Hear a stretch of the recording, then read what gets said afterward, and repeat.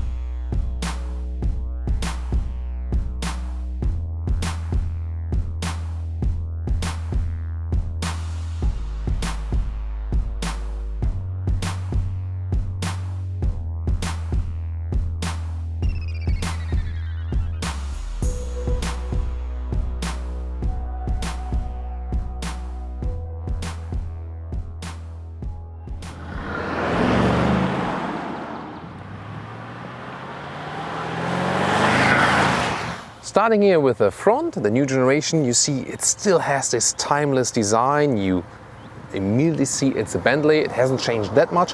The hood in the front is a little bit more accentuated, I would say, with these design lines. Then you have the characteristically wide open grille, as well as new LED lamps, but they still keep this very round design. And the inside of them, they have this crystalline look, so beautiful craftsmanship right there. 4,85 meters, 15'9" or 191 inches is the length of this new generation of the Continental GT. Hasn't changed that much, so the car is about 2 centimeters or less than an inch wider, and about 4 centimeters and 1.5 inches longer now, but so no major dimension change. To me, the rear is one of the coolest things about this new generation, because honestly I didn't like the rear design of the previous generation that much, but here I think we can very well see this is timeless design that works right now, that would have worked in the past, but that will also work in the future. So not too many design lines. We do have round headlamps. At the same time, they are more horizontally drawn. So taking, let's say, one classic feature, but also one contemporary feature. By the way, there's a retractable rear wing. It moves up at higher speeds, or you can also control it from the inside of the vehicle if you like to show off.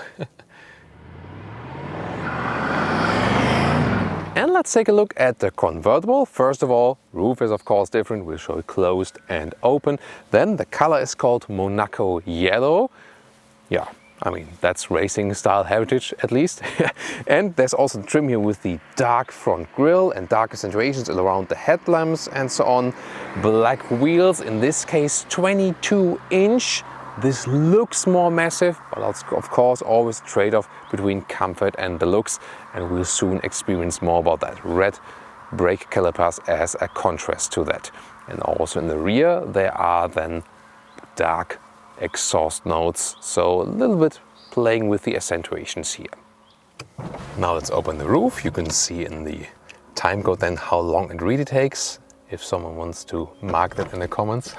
But I think it's always interesting to see how the process works, how it looks like. And it's a very long convertible, so it takes a while. The windows go all the way up.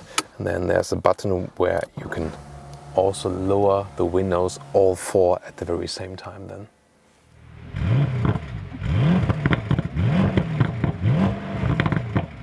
And here we go with the engine, a 4-liter V8 with 550 horsepower, and 4 seconds is the acceleration figure to 100 kilometers or 62 miles an hour. As an alternative, there would be the W12 6-liter with 635 horsepower, is 0.3 seconds faster. However, this V8 of course way more than enough. The weight difference is only 80 kilograms, by the way, interesting. And this V8 is taken from the Porsche Panamera, the same as the whole platform is delivered by Porsche. Of course, they're using these economies of scale, and it also makes sense inside the whole bigger corporation.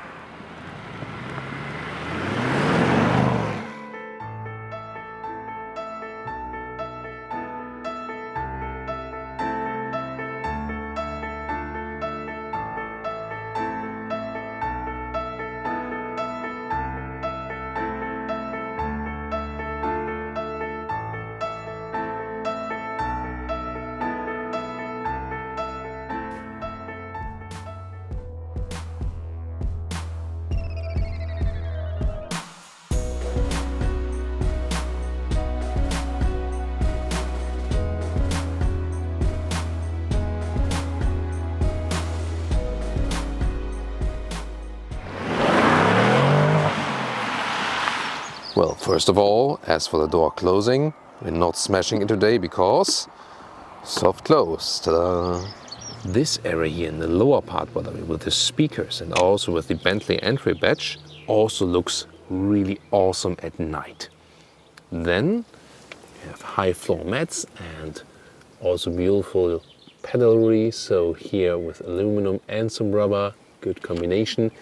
All new interior, so much has been done. Smaller steering wheel, more compact, sporty to move around. Then a big wooden insert here, but again, so many different possibilities. So far, only animal skin available. Bentley have shown a concept vehicle already, which is all animal free, and they have a work group internally as well. So they are also changing that because, well, the rich people I know also love animals. So that's where also the future is going to, even at Bentley. Other than that, they are very voluminous. See right here how thick they are. It's of course a very special atmosphere in here. The doors of course very long here for the coupe and both for the convertible. Bang & Olufsen sound system, by the way, will soon test that out. The steering wheel control is the same as in the Porsche. This mechanism here from below. So there again you see some smaller similarities. Seating position here is actually quite sporty, but not that sporty. I mean from position inside the vehicle, but the seat itself is not sporty at all. And you know, I don't like bucket seats because they're just trimmed on sporty look, but they don't offer so much comfort. These seats here are very, very voluminous. So they almost feel that they would be like blown up from the inside with air, that they push you out of the seat. So I think they're too thick, you know what I mean? Now the interior, of course, very impressive at first sight, but more structured also in this new generation. First of all, everything very well processed for the build quality, then the central lines, and at night it looks even cooler than here with the ambient lighting. Big wooden atmosphere, and also how the gaps are being processed and so on, really cool. Analog clock is right here. Here there are actually 3 different modes, but this mechanism is also an option, but we have it in here. So now again in the close-up, let's take a look at that. Here we go, this is on the screen. This would be the plain one. So that's the way you switch, and when the ignition is on, then it switches between the other 2. Here again the analog gauges, again so beautiful. I would probably drive with these all the time. And then the screen, and they can also see the retracted spoiler status and so on. So let's listen to some music. Wow. That's a nice, very soft sound. Soft. Wow. Beautiful. Just beautiful how the sound is evolving here in the vehicle. But here you can see RPMs, brum brum. And in the middle part, some more information, for example, driving information, assistance systems, but you can also put the GPS in there, and then you can also change the view. And when you change the view, for example, you can have even more GPS visibility, but you can see here in this case, the left part then stays like that. So as for the rear seating, look at that. When I have the driving seat to my position, there's basically no legroom left at all behind me. You can open the trunk with the foot kick opening mechanism waving below, but I think pressing the Bentley logo is cooler in this case. And you can see here the length of the trunk is just about 90 centimeters, and the width here in the lowest part is about 80 centimeters, just wider here in this back area where it's about 1 meter and 30, but overall a tiny trunk for such a big vehicle.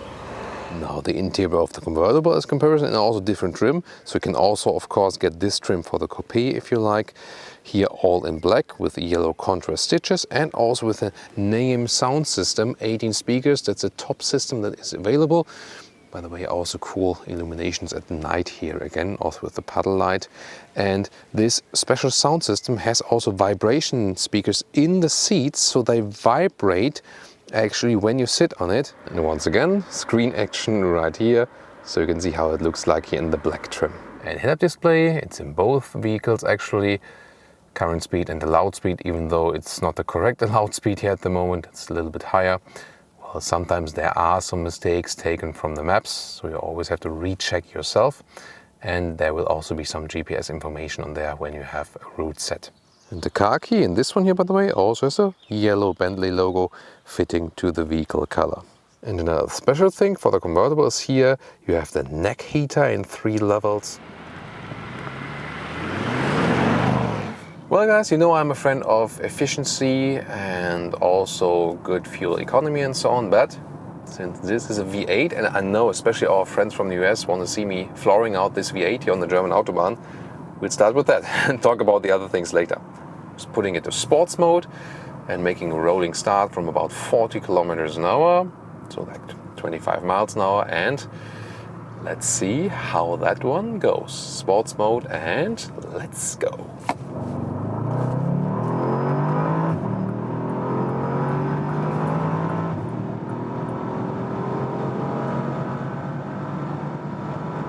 Well, that's 200 kilometers an hour or 125 miles an hour, and wow, that's super silent here still, I mean considering. And of course very easy acceleration from this V8, all-wheel drive with the rear wheel bias, and you know, here with the anti-tilt control they have, anti-roll control, the car also stays way more stable than the previous generation, also when we're here at higher speeds. That's definitely remarkable, and good steering feeling also still here at higher speeds, so suddenly the vehicle feels very sporty. Now heavy on the brakes, oh whoa, yeah, there you feel the weight of the vehicle.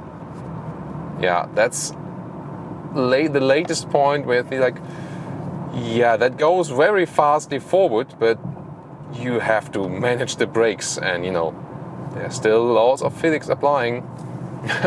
Yeah, have to be aware of that. But wow, that was actually quite a good acceleration for such a big vehicle, definitely.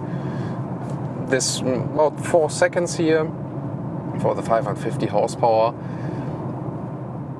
You know, in the Porsche Panamera Turbo with the same V8, where they also got the engine from here, is 0.4 seconds faster in the Porsche. So here, of course, especially due to the weight and so on.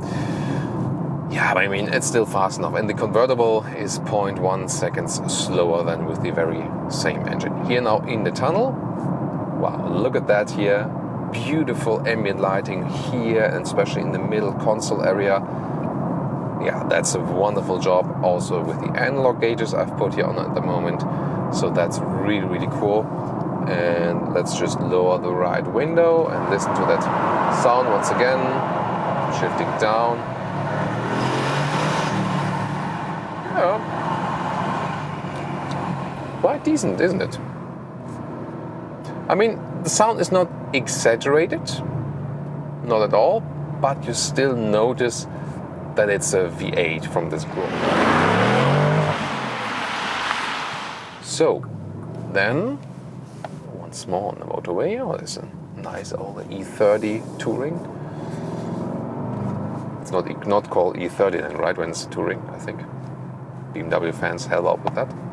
So getting on the motorway again, here again, how stable the car remains also in the corner, and how silent the car is on the motorway. Activating cruise control here, so far 80 kilometers an hour, passing the tunnels soon again, so you can take one more look here at the beautiful ambient lighting. The view to the rear, by the way, is very, very limited. So it's just like like this. Must be like when Jordi is watching through his lenses. You know? So, but we have the coupe, so there's no real B pillar, so the visibility to the sides is awesome. But there's also the blind spot monitor, which you can see right here. There is again flashing when I turn the turning indicators at the same time. It's an additional warning. But that's really cool with coupes and convertibles, that you have very great over-the-shoulder visibility. Now again, beautiful ambient lighting. That's something I would, can't stop to amaze me. I would enjoy that every day when I drive this vehicle, to have this, just this beautiful ambient light. Well, to the front, I think they've also managed to improve that. Before that, you could not really estimate what's going on in the front there, because it was like not so good from the visibility. Now definitely better. Sports mode now again, and from 90 kilometers an hour, let's go.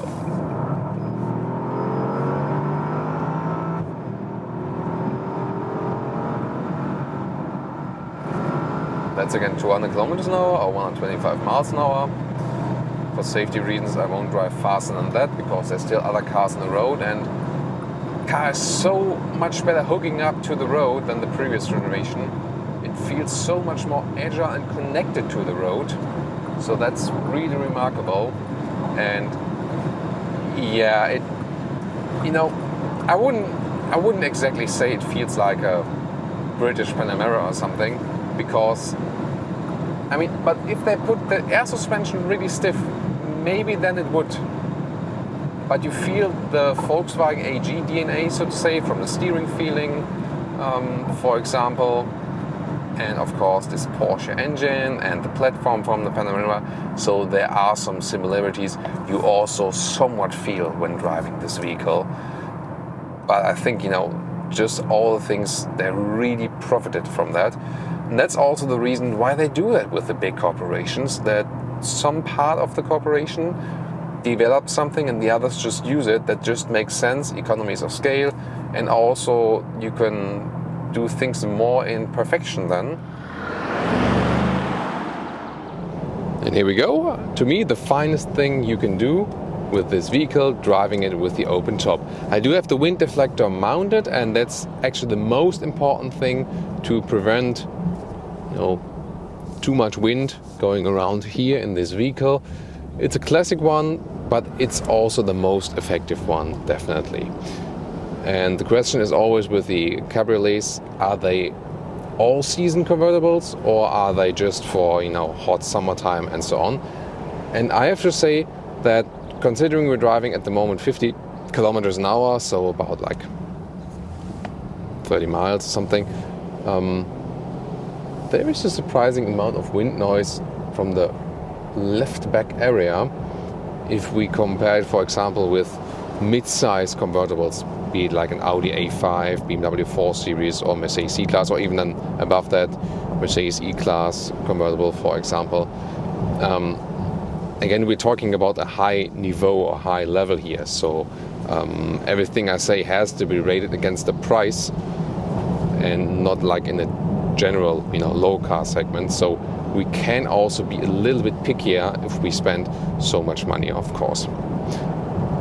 But in general, still a very fun driving feeling, and that's what it's all about. Really cool to enjoy the air suspension. Now some damages on the road here, and I feel that 22-inch wheels, due to that reduce the comfort a little bit, but then still okay because the air suspension is evening it out. But I actually, wind noise wise, would have expected that it's a little bit more silent in here.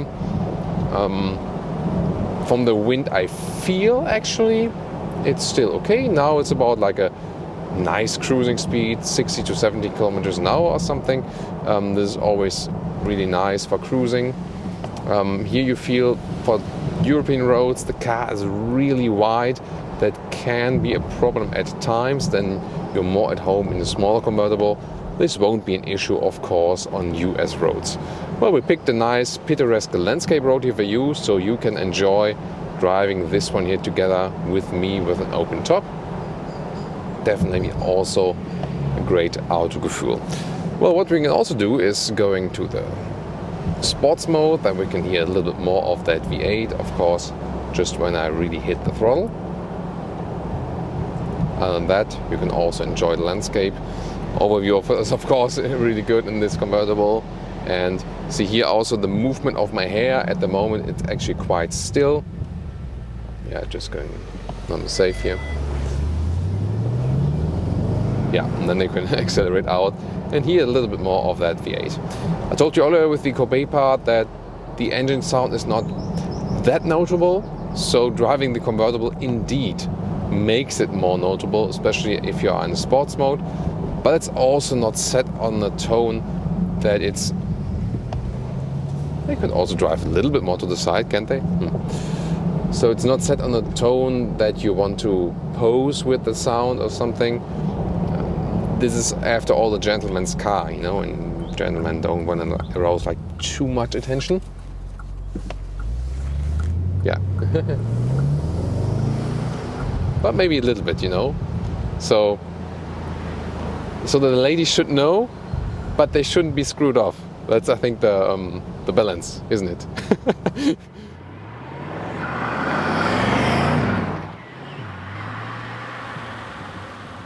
And now to a conclusion for today with the Bentley Continental GT, here as a coupe, but also, as we've seen, as a convertible, both in the V8 version. First of all, V8 versus W12.